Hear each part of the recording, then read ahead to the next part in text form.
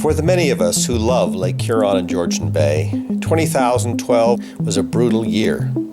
It showed us just how serious low water levels can get on our lake. And it was really bad.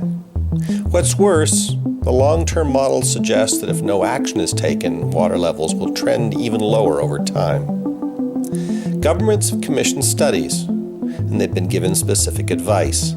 But they haven't responded to that advice, and we haven't seen any action. Many of us have felt powerless, resigned to the fact that there is nothing we could do, that we just had to stand by and watch our heritage slip away.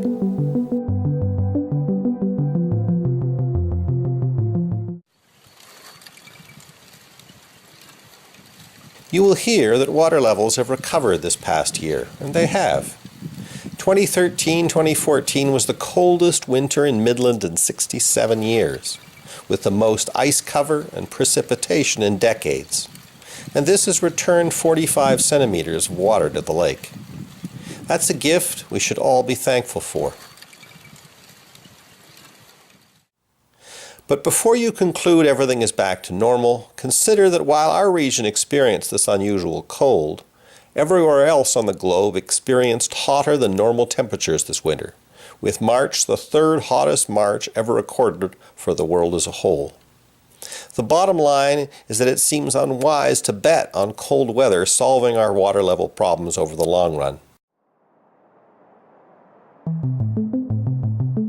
Stop the Drop was founded on the belief that the public's opinion does matter, that if enough people come together to voice their concern about what's happened to our lake, that voice can and will be heard.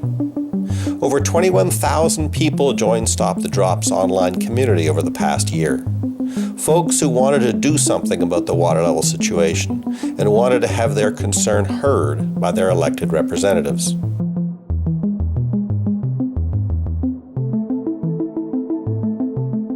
So, is this all having any impact? Absolutely.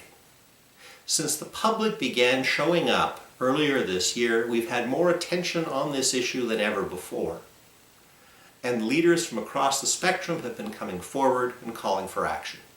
So I represent this community, and this issue is very important to the community, and we need to get action on it.